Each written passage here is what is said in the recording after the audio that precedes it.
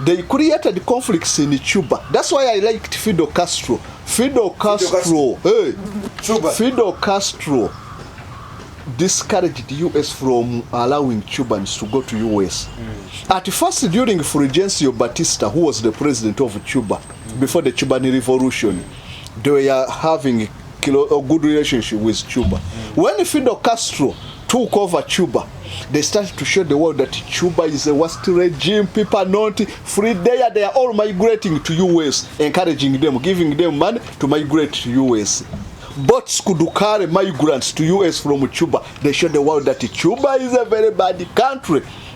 What Fidel Castro did, he went to all the mental hospitals and removed all those people with mental problem and put them in the boat, like 800. So they were waiting for immigrants from Cuba. Whoever exited the boat, what he could do, you could even shake your someone. Those are the migrants that Cuba said. Another one is only walking with hands down. Those are the 800 migrants from Cuba. So Fidel Castro emptied all the mental hospitals and what and sent them to US. From then they discarded that policy. Ask yourself therefore, why then is the state of Israel encouraging the Christians to go to Jerusalem to pay homage there? Is to create and instill a sense of belonging in the entire world. That if the Muslim community or any other person for that matter touches Jerusalem, the war should not be our own war as Israelites. It should be the entire Christian war against those who are coming to Jerusalem. To make it clear, even a Ugandan, a Muganda, a Mutoro will also claim absolutely. That's why you saw them even sending prayers to the Israelites. Free your mind now. Be part of People's Pan-African Parliament, the Pan-African Pyramid Debate with your speaker, Andrew Irumba Katusabe. The Pan-African Pyramid Weekly Roundup, call it PAP Weekly Roundup, with your speaker, Andrew Irumba Katusabe. With my usual comrades here, philosopher, the Walking Encyclopedia, comrade Samuel, the Walking Encyclopedia, the philosopher. To my right extreme, our elder brother, comrade Daniel Garama Karuchiko. Karuchiko, say hi to the viewers. Good morning, comrades, from wherever you may be watching us from, and it feels great once again to be here. I'm looking forward to this roundup. I think missing in the action is our comrade Thomas Safri. We have assigned Thomas Safri in South Africa. He's in South Africa, Cape Town right now. Last time we spoke, he was in Cape Town. Yeah, He's sure. going to be doing some work for us from South Africa.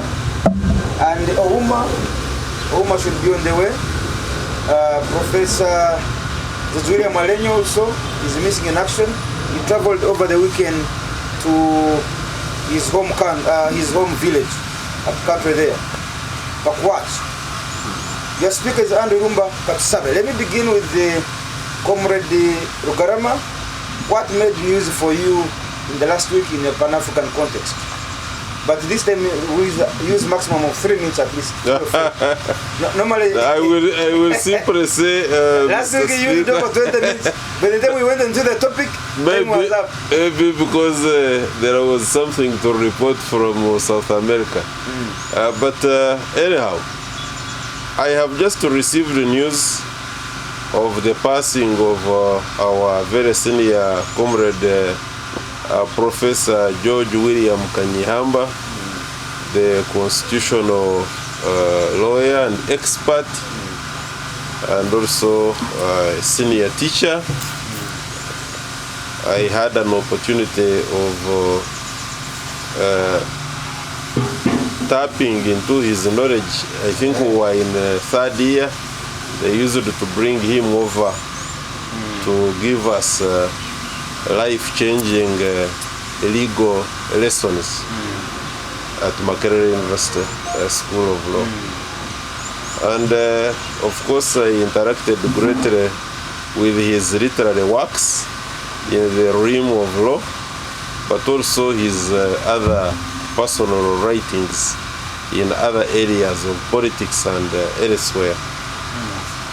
We certainly are going to miss him, but since he has done enough writings, we take comfort in the fact that we shall keep intercoursing with him through his writings. I also watched the FIFA Club World Cup finals between Chelsea and PSG, and some of these brothers of ours in the Pan-African world will tell you that that is not Pan-African. I disagree. I think we need to be positive in majority of these things, because alongside watching some of these clubs, they may not necessarily be African, but we have got our African brothers, the players, who are participating in there, and when they earn, they also come and make some impact on the African continent. But most importantly, we should also learn to take lessons from every life situation, whether it is obtaining in Europe, in America, or here on the African continent. Not simply to lambast everything that it does not happen on the African continent. Okay. And finally, maybe also is that there are renewed efforts, but since it is going to be our topic, then I would simply state it that there are renewed efforts from people of this world who consider themselves to be the head boys and the prefects of the world, to remove our brothers and sisters, mothers, sisters, aunts, and from the Gaza Strip to wherever they know better, and create that place for other purposes, or maybe to further annex it to the state of Israel. May the Almighty God frustrate such plans, and whoever is behind it, may he get the biggest sickness of his or her life. Paralysis, to say the least. Comrade philosopher Samuel. Yes. Okay, first of all, I also send my condolences to the Ugandans for the loss of that library. They tell us that when we lose an elder person who is informed, it's as if a library with 1 million books has been burnt. So 1 million books in Professor Kanyehamba's brain is down. It's down. And the worst thing is that in Africa, we don't know how to preserve information for such people. We would have been using now some of the clips, video clips, where people recorded Kanyehamba's biography, history, experiences, and everything, but we don't have any. So I've lost. That information is completely gone, which is very bad. But at least I'm happy that he has played his role. He has played his role. Yes. So it's us to continue with it. He's one of the founders or the framers of the Ugandan Constitution. But the Constitution is lacking a lot. He did his part. So it's us to redefine what are those principles missing in the Constitution. For him, he did his part, so it's our part. But we are just here, seated, just wasting time on useless politics. We cannot even suggest some of the measures that should be taken to improve our Constitution, which is bad, but Kanyehamba did his part. Then for the case of the club's world, is it what? It's Club World It's okay like that. Yeah, I also watched it, but some of us will watch not because of entertainment, but just learning some lesson, as you have said. One lesson I can maybe share with our viewers is that if at all we can admire some of the good things we have seen in that final. We can improve also our football. Yes, because Isaac was Alberto Einstein said, Albert Einstein one of the great scientists. and philosophers. It's okay, he's also a philosopher in his kind, in science mostly, that if I've achieved, I'm standing on the shoulders of previous land people. So he admired people who achieved previously and then he managed to excel. If at all we can admire some good things in such what of football competitions and others, we can implement here. Instead of being a slave to Premier League, we can implement it here. But we don't learn, we don't admire. Europe developed because of what? Admiring. I remember during the 17th century, that's when they built most of the conspicuous palaces in Europe. First, it was the King of Spain constructed the Escorial Palace. Escorial Palace. Palace, very beautiful. Then Louis XIV came up with Versailles Palace, extremely beautiful, just because of what? The first one. The first one. He took lessons from the other. Yes. He improved. He improved. Then Catherine the Great, Russia, came up with the Winter Palace. Oh, those are beautiful palaces. But because But the of lessons what? they are taking from the From the previous one. previous guy. But here, when Mobutu constructed the Gabidoraiti Palace, when Kabila came to power, it all went into disarray. You When find he left wild power. animals, wild boars, wild what, using the palace. Yet we would have developed it. So those are the lessons we have to learn from those people. When we see good things, let us. We must learn from them. Yes, that's my Very lesson. good. Comrade the philosopher Samuel Kasozi. Comrade the Karuchiku. But maybe, Speaker, just before you rush there, we should also take note that there is women competition. Our girls are competing football, but girls, African continent, they are competing in Casablanca. Yeah. Yes, and Casablanca. one should also Take not note. miss that one. Okay. Okay. Comrade the Karuchiku.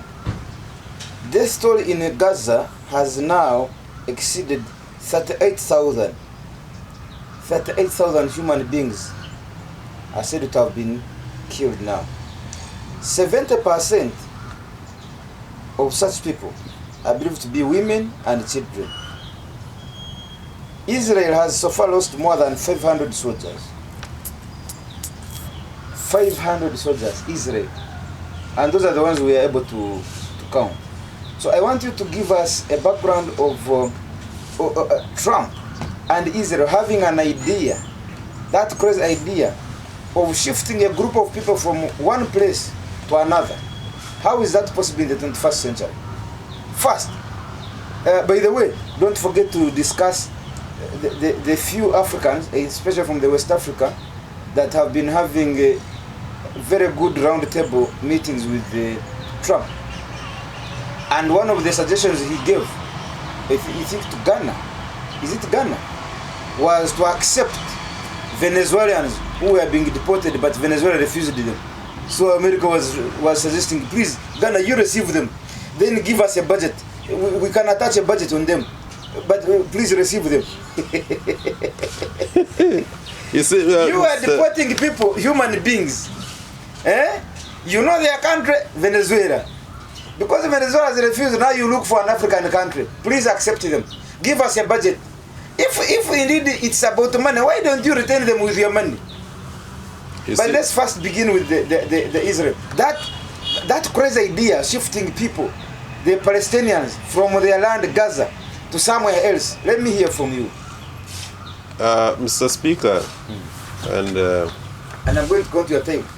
and my colleague Kasozi, plus our esteemed viewers, if the entire world doubted how evil some of our people can be, then history has exposed majority of our people who we live with as extremely evil and probably not befitting of living with the rest of the members here.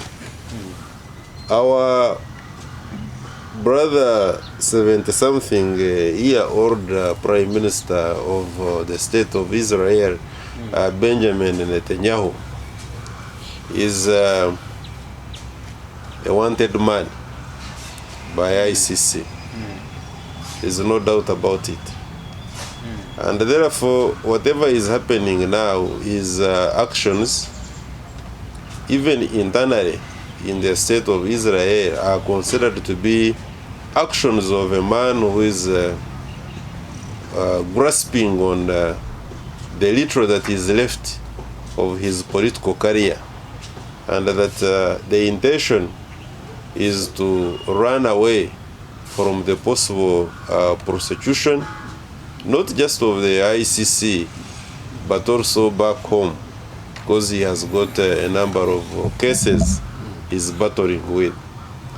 But in cahoots with President Trump, the idea that they want to get an entire people from the Gaza Strip, which is Palestine, and distribute them to the rest of the countries, either immediate neighbors or elsewhere, is not new. It's not new in the sense that the entire state of Israel was not empty by the time it was occupied by the present Israelis, who want to confuse Judaism or Judaism with Israelis, that the two are the same, and therefore whoever speaks in their opinion ill of the heinous activities of the state of Israel is therefore speaking ill of the chosen people of God, the Jews. I disagree, and so many other people out there who are sincere also disagree. The international law about the right of the people to live in a certain territory which they call theirs is very clear, and what Netanyahu and Trump are trying to do, and you can see they don't give a damn about any other person. What they think is right for them to do, they go ahead and do it. And regardless of what the United Nations says, as long as they have decided to do it, they will go ahead and do it. So don't get surprised that if they are not going to get Jordan, where they have got the missile shield of the possible airstrikes emanating from Iran, are intercepted, they are called interceptors, then they will get some other countries in the Middle East, to the extent that they even persuade Egypt. After all, the defense budget of Egypt is almost 70% funded by United States of America. 70? Yes, and that is the deal. The deal is that you fund the Egyptian defense budget with hundreds of millions of dollars annually, such that you guarantee that you are not going to be used as a conduit to destabilize the state of Israel. Because you remember, the 6-day war was almost galvanized by Egypt. And they realized that by creating that relationship and winning the Egyptians, whichever government is going to be a better way of maintaining stability in the state of Israel. And the same thing they are doing in Jordan. So they go buying off the Middle East countries in form of military hardware in form of hard cash for purposes of maintaining the satellite state called Israel. I do agree and join issues with our senior uncle and compatriot Yoweri Kaguta Museveni when he says that the right of the Israelis to live should be respected.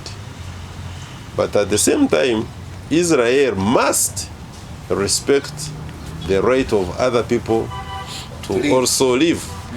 And if that includes creation of a two-state solution, that should be.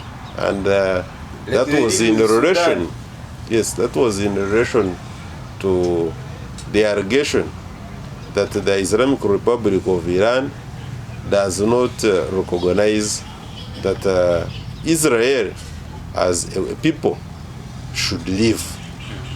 Therefore, Mr. Speaker, it is unfortunate that we have got a people who think that they are better than others, and the amount of arrogance is increasing by day.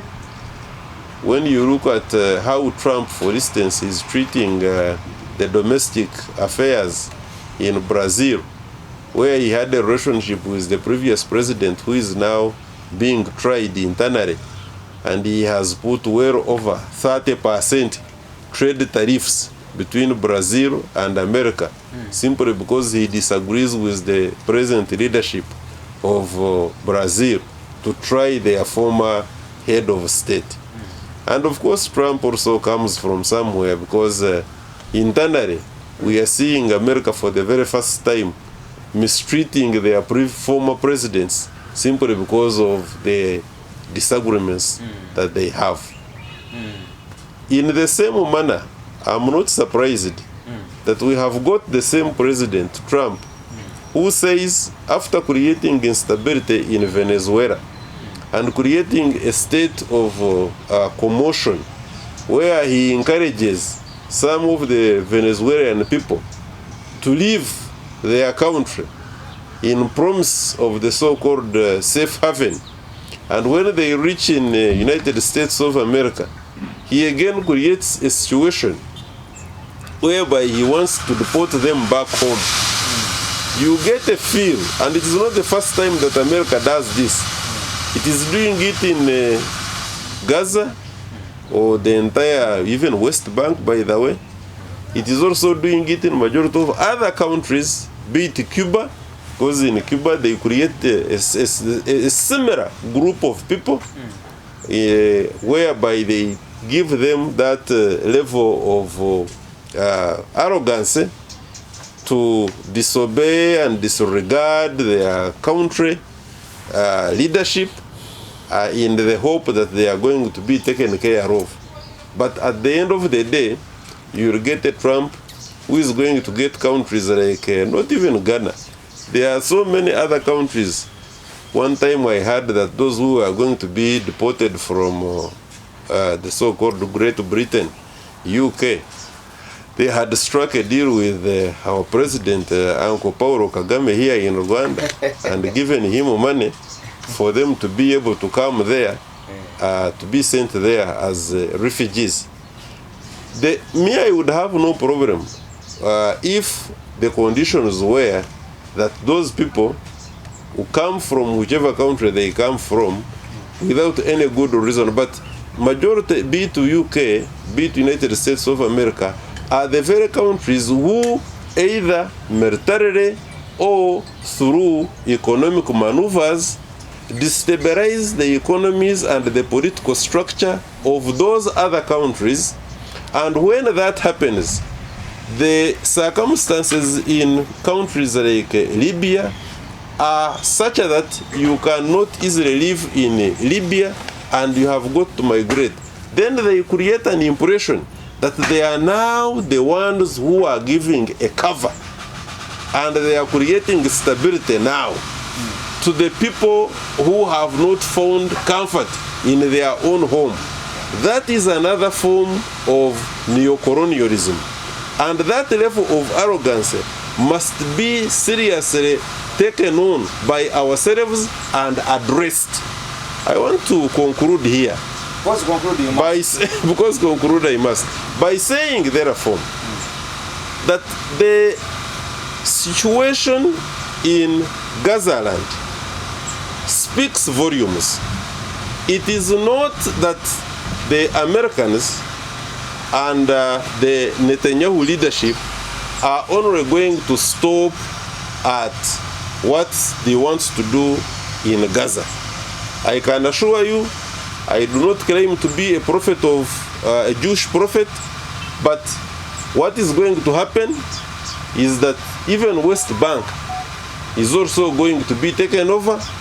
The intention of the Netanyahu regime is to make sure that all the Palestinians from West Bank and Gaza are completely and also pushed out either by death or by simply being sent out to other countries if they are lucky to live, and they create the state of Israel covering the entire Gaza and the West Bank. At the same time, I don't think that America has stopped her nosing into the affairs of other countries, and I see them going ahead like they were doing before, whether it is Trump or another president in the White House, destabilizing other countries of the world to create a situation whereby America will still claim to be a prominent and a powerhouse, a global powerhouse. It is therefore the responsibility of us countries on the African continent and elsewhere to realize that America, United States of America, in majority of the cases does not mean well to us, and we sort out whatever we have got to sort out in the soonest. Thank you so much, Comrade Caro Chico, Daniel Garama. Comrade philosopher Samuel Kasuzi. How is that feasible? That somebody in this 21st century can think of coming here to Kisas, carry all of you, go and dump you in your country called Venezuela, and if Venezuela doesn't allow the current leadership, he negotiates with Daniel Garama in Rwanda. That can I bring them there with a budget? You are dumping human beings like garbage. But number two, last time we talked about the historical factor, about the very reason why these people are fighting for that part, particularly the Gaza Strip. So maybe you could put that in context in your analysis. Okay. Currently, Trump and Netanyahu are working on a plan to remove all Palestinians to somewhere else. That's what is causing them trouble now. So they usually tell us that the worst enemy of humanity is the silence of the good people. The worst enemy of this. The moment the good people remain silent, you expect monsters to be everywhere. And the good people, Africans, Asians, what? Because now we cannot talk about European countries. They are the promoters of every injustices in the Middle East. The problem in the Middle East was created by the British. From the Balfour Declaration to the Mahoney correspondence and the other documents that created the state of Israel today. And it was Winston Churchill who said that you allow the Jews to settle there in a smaller number. As years goes on, they will occupy the whole land. And it has come true. Winston Churchill, he professor. He said it. Give them a small place. They stay there. After the First World War, they wanted to settle the Jewish question because it was an enduring question in Europe. From Napoleon Bonaparte to the Vienna settlement, they were trying to find out the solution for the Jews who had scattered all over Europe and who were becoming a problem in those countries. So they wanted to settle that problem once for all. So during the First World War, there was called the Lord Arthur Balfour. Lord Arthur Balfour. Lord Arthur Balfour.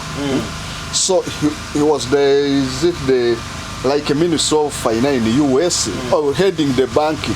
Yeah, Minister of Finance. In an interview with Rothschild. Rothschild is one of the Jewish wealthy families in Europe. So they discussed of restoring back the Jewish state. So they signed the Balfour Declaration.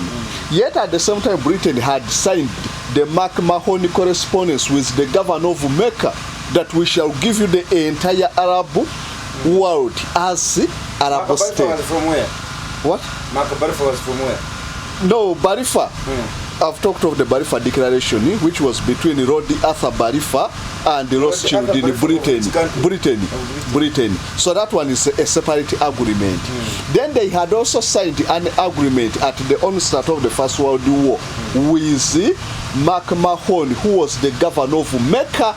By then he was almost the head of the Muslim community in the world. Because he was the governor of Mecca, to persuade the Muslims to support Britain to defeat Ottoman Empire, so that they will give the entire Arab world or the Levant to the Muslim. So that's double standard.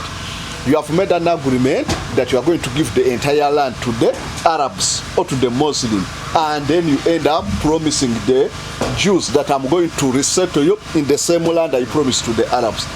That's the confusion. So from that time, Churchill prophesied that you let the Jews settle there in small quantities.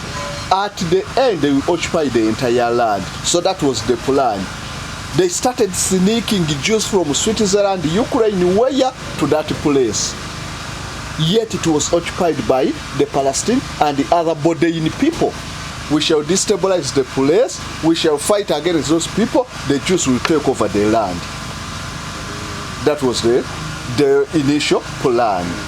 So to back this, in 1967, what he had talked of, was it the 7 days war? Six days war, yes. When Israel captured Gaza Strip, because it was independent, it was under the guidance of the British as the mandatory Palestine. So when the independence of Israel was maintained, that part was under the guardianship of Egypt. So during the 6 days war, that's when Israel captured the Gaza Strip. You know what happened during that time? Almost 40,000 Palestinians were expelled from Gaza. Expelled by the Israelis. By the Israelites. 40,000? Yes. So when they talk about taking over Gaza, it's not something that has just started. It's not new. They expelled them, and after the war, they refused almost 25,000 Palestinians to come back. They bulldozed most of the settlements for the Palestinians. So it was already in the plan. They reduced by 25% the number of the population in Gaza. 1967. They took over Golan Heights. From the Syrians, Sinai Peninsula from Egypt, and so many others, with the support of USA and Europe. So they implemented partially that plan. So Trump and Netanyahu are trying to complete the plan.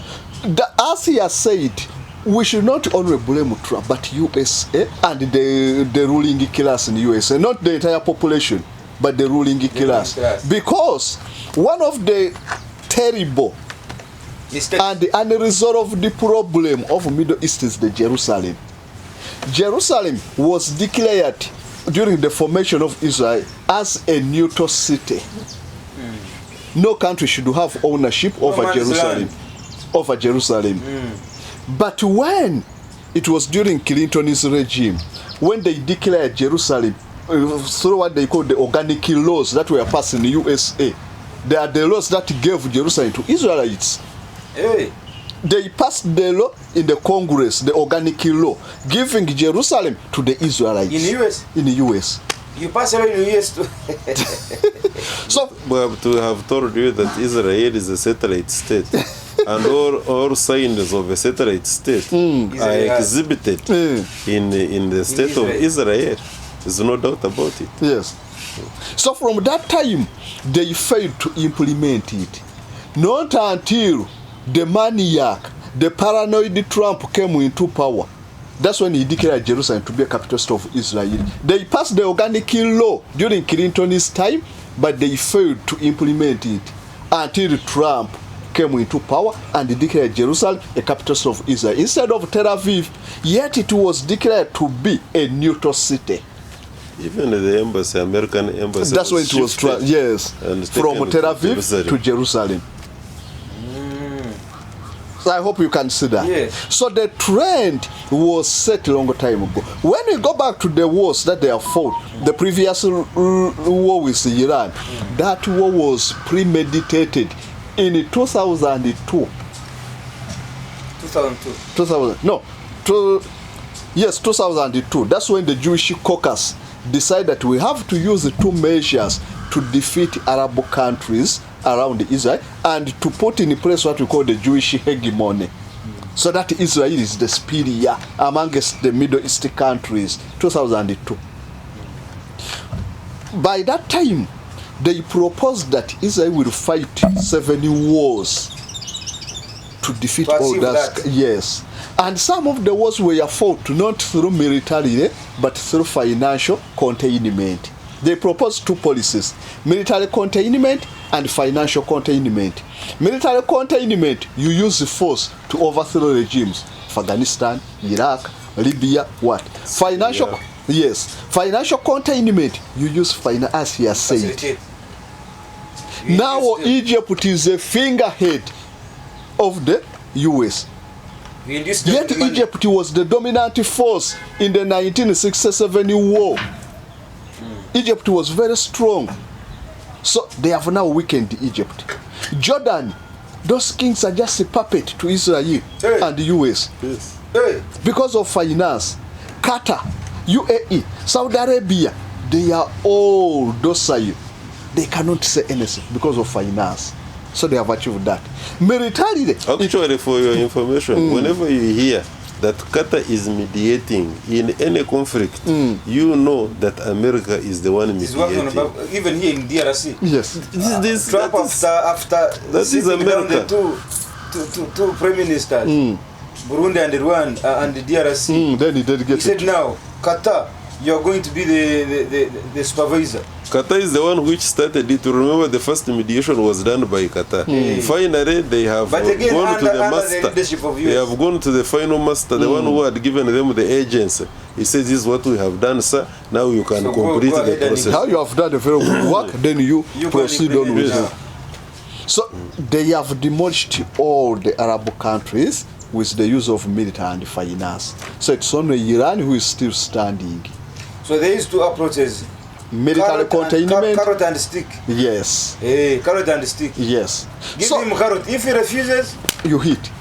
Whip him. You run. Yes. So that's one of the policies of achieving that.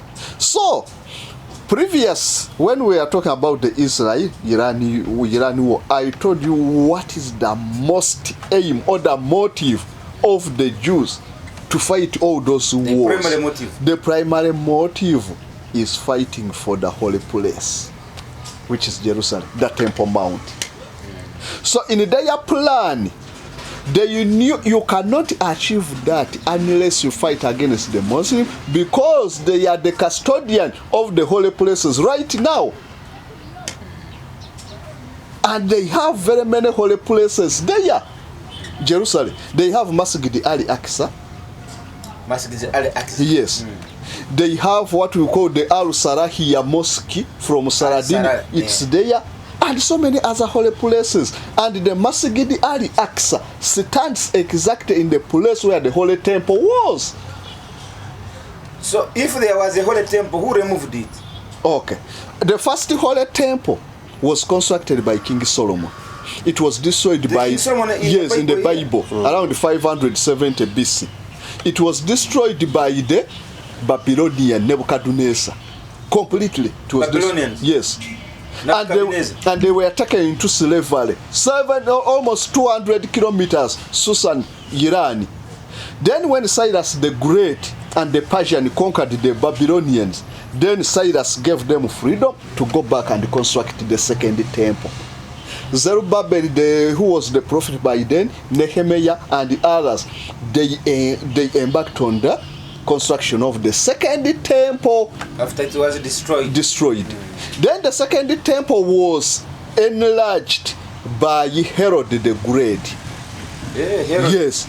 The man reading the Bible. Herod. Yes, he expanded the walls of the temple, beautified it, so that he can get praise from because he was not a Judea. So he wanted that. So that temple was destroyed by Emperor Vespasian in AD 70. So the second temple was destroyed in AD 70, and the only part that remained was the Wailing Wall, where you usually see the Ruto going fixing in their prayer request. And Wailing Wall. Yes, it is still there. That's why you pass your prayers through. Yes, because they believe it is holy. So you write your request. You pass it there. You put there in the crevices within the wall. You saw Ruto only. Museveni has never gone there. Museveni have never, but Ruto, Dosi, that one who is now the ambassador of US to Israel is a very staunch worshiper on that wall, and so many others. So that's the only part remaining. So from that time, Emperor Constantine constructed the Church of Holy Sepulchre, which is the Christian temple there. So the Christians also claim ownership of part of the holy place in Jerusalem because of that temple. When Muhammad came, after his death, they constructed the Masjid al-Aqsa as the third holy place of the Muslims, from Mecca, the Masjid at Mecca, Medina, and then Jerusalem. So 3 religions are claiming right. Medina. I hear Muslims going to Mecca and Medina. Mecca is the first holy place, Medina, or the holy Masjid, Medina the second, and the Masjid al-Aqsa at Jerusalem, the third holy place for the Muslims. That is the holiest place now? No, the holiest is Mecca. Mecca. The second is that Masjid at Medina, and the third is the one at Jerusalem, which was constructed in the exact place where King Solomon constructed the first temple. So in order for the Jews to construct their third temple, they have to demolish the Masjid al-Aqsa, which is not an easy task. Hey, wait a minute. Oh. So now, all their plans to destroy the Masjid they will finally come to a stop when they demolish this one. And they construct their own temple in the place. It is not easy. That's why they have to fight heavy battles. So you mean America is aware of this? Why not? It is not just being aware. It is the architect. Yes. They are solely behind it. Yes. And moreover, to achieve that, the reason is that they are waiting for their Messiah, who is coming around 300 or 56. How old will you be by then? Will you be around? Not even migrate or what, they will not be there. But for them, they believe. But maybe what needs to be understood here, and Kasozo was trying to bring it out, but since it was not the intention, but let me say it here. We now there is a deliberate plan, if you have realized, for the Christian community from all over the world to look at Jerusalem as their Mecca of sorts, and we keep making pilgrims going there. Very many. But what you should also understand is that actually the state of Israel is not Christian. Christianity, they are Jews, is 3%. Jews are not Christians. They have forget Judaism. That. Absolutely.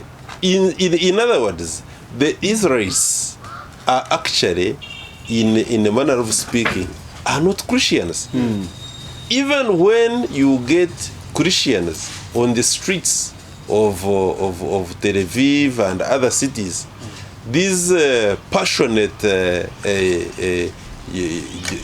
Jews who profess Judaism and mainly they are spitting at them.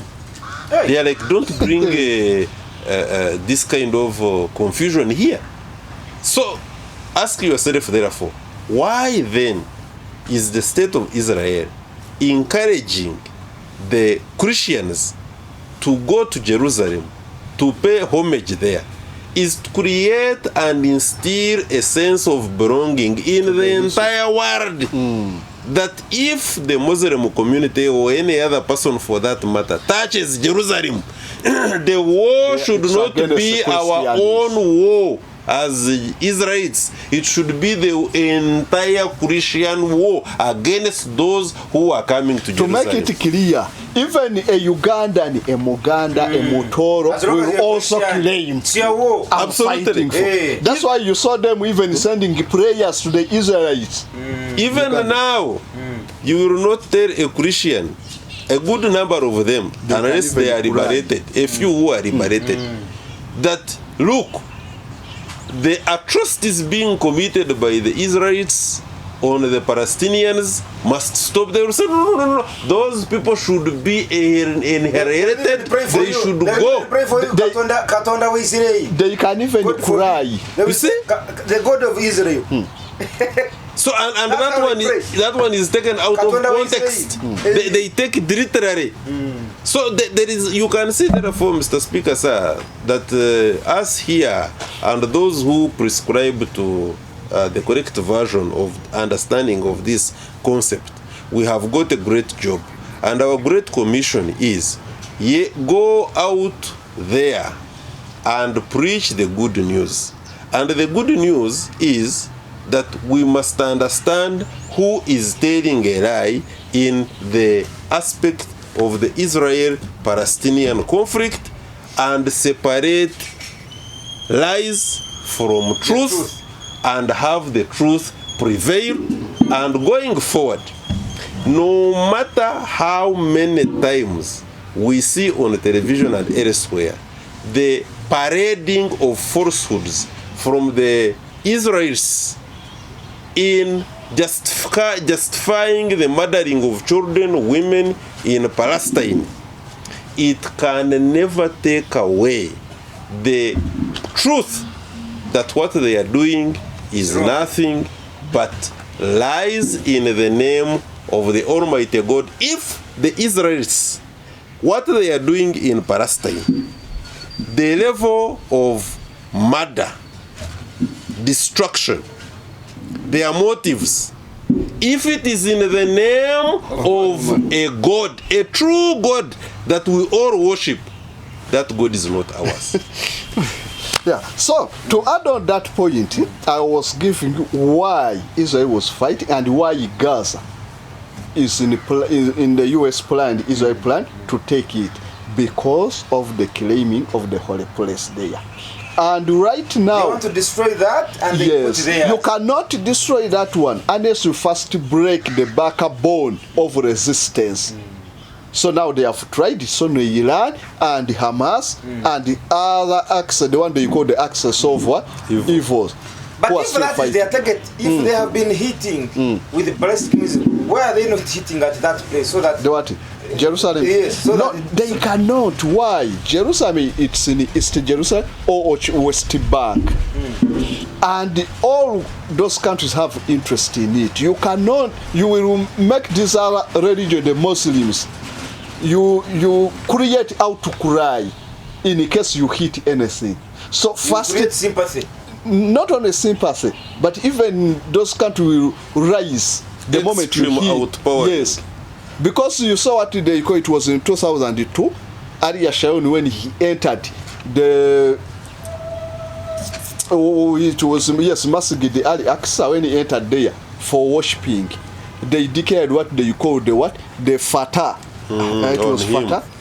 Yes, anti-Fatah like that, where they fought against the Israeli army, and almost 2,000 people died because of that. So the moment you hit it, you will cause outrage from the entire world, especially the Muslims. They cannot do it. They want to do it systematically, step by step, until when they cannot resist anymore. So why these people are so much interested in the Gaza Strip?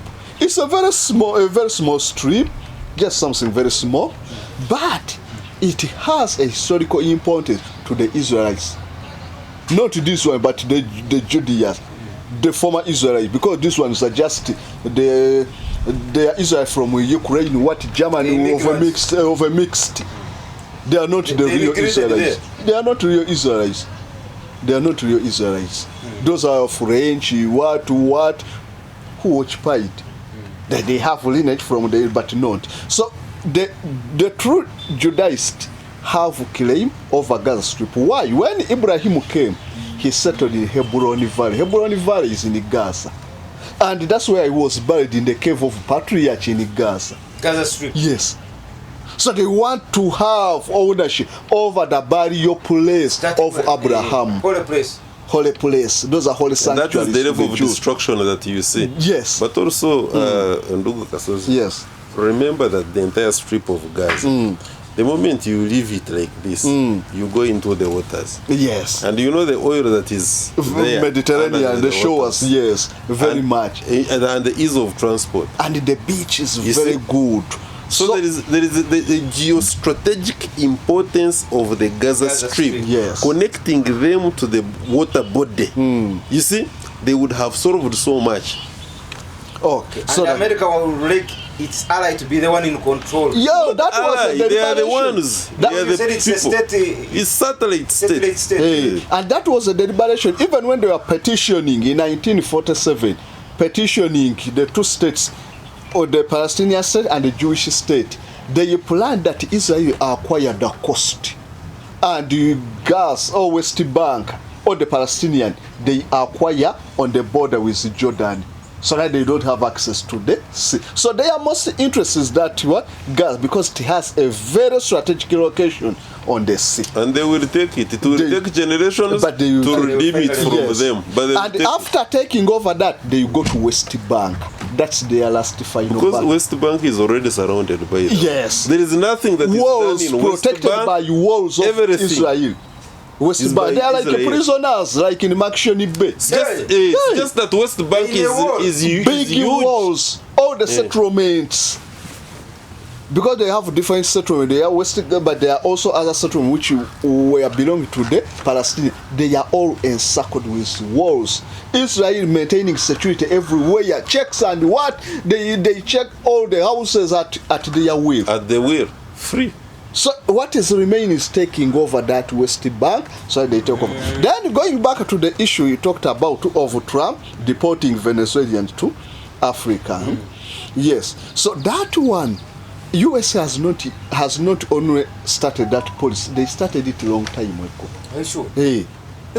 Liberia was a creation from the slaves from those countries, US and what? They were deported to Liberia. In Liberia. Yes, those are the so-called free slaves. Yes, that's why they even named their capital city Monrovia from President Monroe. Liberia. Yes, Liberia. So they have been doing that. So those are free slaves. Yes, they were deported to Liberia. They are called free And slaves. that is why historically, when we are looking at the countries that were never colonized, Liberia is and one you of them. put Liberia there, true historians will question that.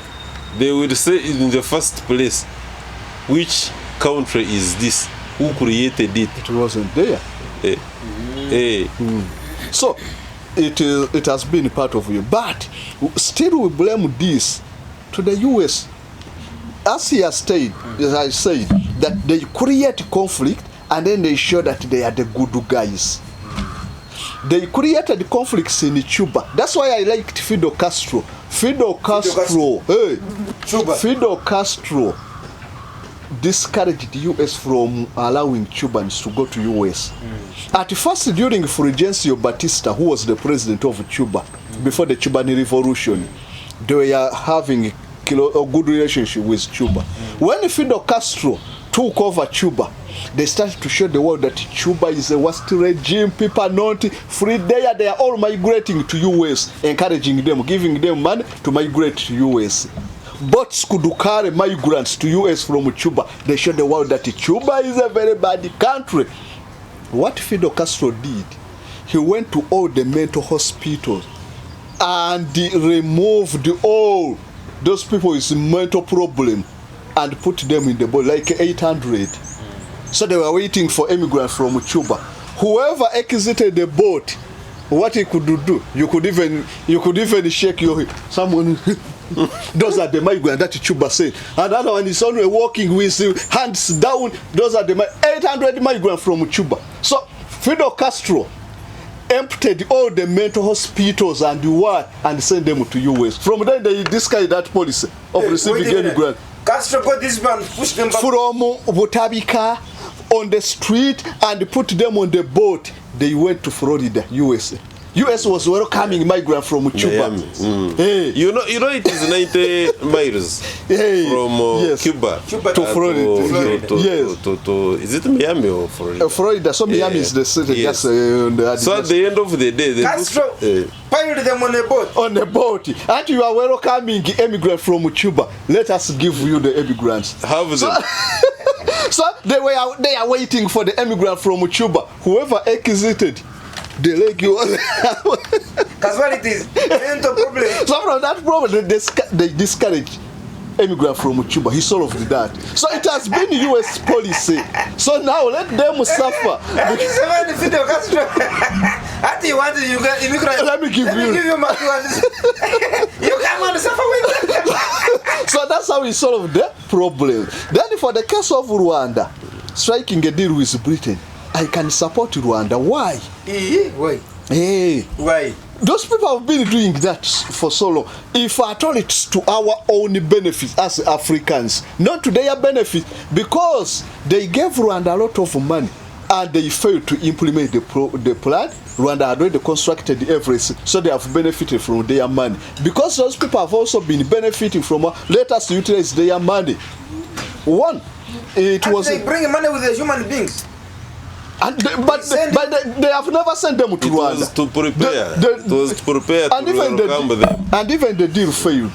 But Rwanda is almost benefiting from their parliament. Their parliament stepped on So they them send the and money the to courts. prepare their They have already constructed the housings, everything is Then there. later on, Kagame changed his mind. No, No, it's not Kagame. the British Parliament and British Kagame Parliament also and withdrew. courts. If at all you have hindrances and what? It's your problem. It's your problem. I've already done Yeah, that. I'm already. For our benefit, for the Rwandani benefit. Because those countries, let me give you an example. Before the collapse, or before the destruction of the Berlin Wall that separated, and before the unification of Germany, West Germany, under Helmut Kohl as the chancellor, they sent a lot of money to Vietnam to cultivate plantations of coffee. But after unification, they never utilized the plantation they constructed, they established in Vietnam. Vietnam is now one of the leading coffee producer because of the money from Germany. They never utilized. Yeah. They sent him money as they were about to harvest coffee. Then they were unified, the two Germany. So it was no longer West Germany to benefit from it. So they stopped the policy. And Vietnam benefited a lot. So if at all we can have such deals, they send him money, we benefit, they cancel them, it's for our benefit. But the problem is that for countries like Uganda, they send that money and we don't even benefit with the natives. That's the problem. So let us allow that. Our internal corruption. Yes. See, some of this, and that's where it come up to say Africa has got her own share of blame. There is where we really don't do as we are supposed to do. Right. And there you cannot pretend but apportion the blame to ourselves. Yes. But there is where you see strictly this is an exogenous problem. It is being created and perpetuated by the outsiders, and they maintain it through fiscal policies, macro policies at IMF, World Bank, and whatever you American foreign policy, Aid, grants, all sorts of things. There is this pretense now by Trump, by the way, that he's cutting the foreign aid. I can assure you, he may sound that and we shall be, we are finished and that kind of thing. I don't think that Africa, for instance, has actually been benefiting from that kind of arrangement. We have not. And I wish he was serious and he maintained it and probably even stayed there longer, or whoever comes as a next president also maintains that kind of stance. Because it will help us to realize what we are supposed to do and we go ahead Realize and do it. our capabilities. Yes. Yes, because I can tell Somebody you. has been feeding you, you may never realize that you're a good cook. They bring Are you aware? the food in your home. Do you remember? The day the man wants to starve you, Yes. you realize that you have a very good kitchen, you're even a very good cook. Even if you have never tried, that's when you realize that you can. Do you remember, for instance, during COVID? Yes. And how we had Madagascar coming up with a COVID remedy. And are you aware Even our own Dr. what Gwang. happened? Yes, Dr. Gwang. This is how we come up to know Dr. Gwang. So I can assure you that our capabilities as Africa are so much high. And the moment these other funny hyped aids and other related stuff that the outside world has been parading around, that if we have got a stop and You will die. we are going to be consumed, I can assure you that if they were stopped, we would not die. Yes, we can suffer some setbacks, But still and these we can. setbacks are also good, but they would also re-energize us to make sure that we harness our own potentials and we move forward. Very good. Okay, let's end with the. Each one could use about 3 minutes. The death of the former president of Nigeria, Muhammad Buhari. Yes. What's your comment in the Pan-African context? How you remember him? What you think he was? Was he good for the country called Nigeria and Africa at large? What was he? I will begin with Comrade Lugarama. Comrade Mahmoud Buhari came around 2015, if my memory serves me right. After good luck, John. And the problem of Nigeria, like has been written about by a number of scholars, has been governance. It was governance, not that even during colonialism it was any better, because we know colonialism for the fact leaders of this world and what have you, they didn't do Nigeria any Chief good. Abiola, But Mashoud But we never became a. the president. He was was an Very economic level. So by the time Mahmoud Buhari came onto the political scene, the Nigerian community was waiting for the kind of message and the style of leadership that he brought forward.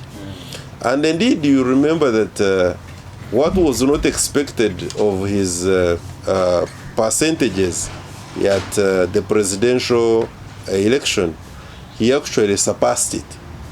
He won it convincingly, and he went ahead in the initial stages to provide what Nigeria was not used to: the most democratic, clean, accountable leadership. The problem, yes, Buhari. The problem with his leadership was that he was never allowed him to sit properly in his chair and dispense the mandate that was bestowed upon him by the people of Nigeria. He was on and off, and ultimately, even when he left power, we had not, Nigeria itself and Africa had not, and remember, Nigeria is arguably the biggest economy, largest for that matter economy. Of course, it is rivaling South Africa. Never mind that they are all short men trying to compete in a competition of who is taller, because Nigeria is about $500 billion economy, and yet Nigeria should actually be being $1 trillion economy. We hope maybe going forward that they will become one. So it's a pity, even when all the pharmaceutical industry, global pharmaceutical industry, harnesses a lot from Africa, because medicine is largely made from herbs, really, and we have got the best herbs on the globe. And they do come here and they extract that. But it is a pity that we have not managed as Africa to contain and manage our own health-related problems. We are not even going to say United States of America is any better, or some of these other countries, Germany, Switzerland, France, etc., etc. No, because in the United States of America, for instance, the second largest single killer disease is conventional medicine. People who are on medication prescribed by their medical doctors, pharmacists, they die, and it is the second largest killer. You can imagine, United States of America, if you are on pressure medication, if you are on whatever other ailments, and you are taking prescribed medicine, conventional medicine as we know it, it is registered as the second highest killer. Now, in Africa, we would have developed a capacity, given the fact that we have got almost 90% of the human system remedy, to our pharmaceutical industry should be at a level whereby we manage every ailment. In a country relatively poor, at least by the standards of the global standards, called Cuba, we have been talking about it here, they adopted not curative but preventive medicine. They have life expectancy of 85%. Illiteracy levels of near 100%. Everybody in Cuba can read and write. They do not necessarily have an indigenous language, they use Spanish. So you can see language is just a means of communication. It does not take away your humanistic credentials. Yet the Cubans, you remember, even to us, our own cause as Africa, they have been quite a big support. You remember the Battle of Quita Canaveral? They are the ones who helped the South African regime to get away from apartheid. They are the ones who helped Angola, Mozambique, all of that. And they didn't do it with their money, but they did it with their blood. So much blood was shed at the Battle of Quita Canaveral. And you know that they have been helping out with medical health facilities, medical personnel, establishment of, for instance, Mbarara University of Science and Technology, and they are in Haiti, they are everywhere, and they are doing good work. And recently, during Corona, they are the ones who helped out the Italians. But when they were proposed, that medical team was proposed for the Nobel Peace Prize, it never got it. Now that tells you the politics behind the Nobel Peace Prize. So at the end of the day, anyway, in way of summarizing on this, you see, you speaker, you give us a little time on this important matter. So I mean 1 hour. 1 hour for such serious talk. So at the end of the day, yes, we have got an issue of managing our own affairs as Africa. May the soul of the departed senior comrade Buhari, and remember that during his time is when we had Boko Haram also coming onto the scene. He did his best, and I think Nigeria, from his time, has not been the same. We pray that the trajectory upon which he set Nigeria continues to positively grow and transcend his life. Thank you, Comrade Rugarama, Comrade Samuel Kasozi. Yeah, briefly, my friend here has talked more about Buhari and his second term, but for me, I praise Buhari for his first term, because he became the president of Nigeria. It was maybe around 1983 around, after the assassination of General Murtala, and he became a president for like 4 years. Until yes. Hey, this was his second term. Hey. After almost after 2 decades, almost. Because what I know is that I think he's the first opposition leader in Nigeria to take over power. Yes, from good luck. But yes, he had already come into power. Yes, deposited by either Babangida or then coming to this Sani Abacha. Yes, but during his presidency, Africa witnessed one of the good example of leadership, which is now being exhibited by the Burkina Faso. He did it. Yes, he was a benevolent dictator. during his term. One, when he came into power, he said that the problem of Nigeria is that we have people who are indisciplined. That's what is taking place in almost most of the countries. Uganda, look at the indiscipline. Buhari solved the problem of indiscipline. That he even... What did he do? First of all, with fighting corruption, he initiated the civil service system similar to that of China, whereby they examine all those who are aspiring for the same job. They give them unidentified numbers so that they mark, not basing on the personality of the person. So improved the civil service and how they employ civil servants. Buhari. Then another thing he did that Nigerians were so indisciplined. So he put in place laws that even, let us say this is a bus park. People who are waiting for the bus, you have to be in 2 straight lines. The moment you skip the line, they take you there, they give you 20 strokes. Hey! Yes, that was the Buhari. 20 whips. You have to remain in the line. That was Buhari. You get off the line 20 strokes. You get the strokes. So that he put in place discipline. He brought that one for border industry here in Uganda. Hey. Yeah, but that you observe road rules. Buhari tried that. So it's the kind of leadership we needed. People were still backward and purified. They needed that. So that we maintain a scent and then democracy comes afterwards. Call him a benevolent dictator. He read what? And President said, that's a phony dictator. Phony dictator.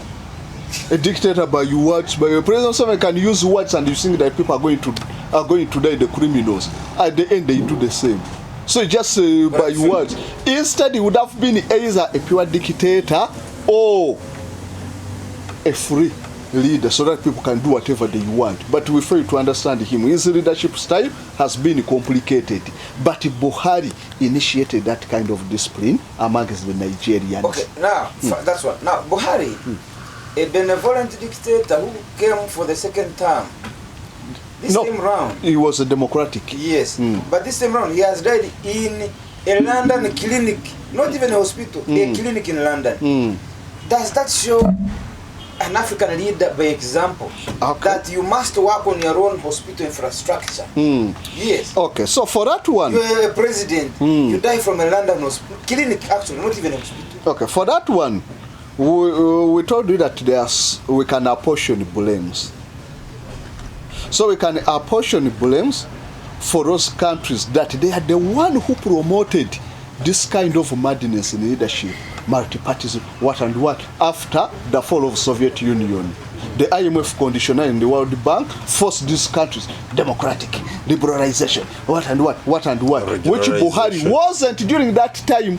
So if at all they had taken that road of not being so democratic, but benevolent, you put in place some of the necessities required for people to be healthy. But these days, they are only promoting their longevity in power and out-competing opposition.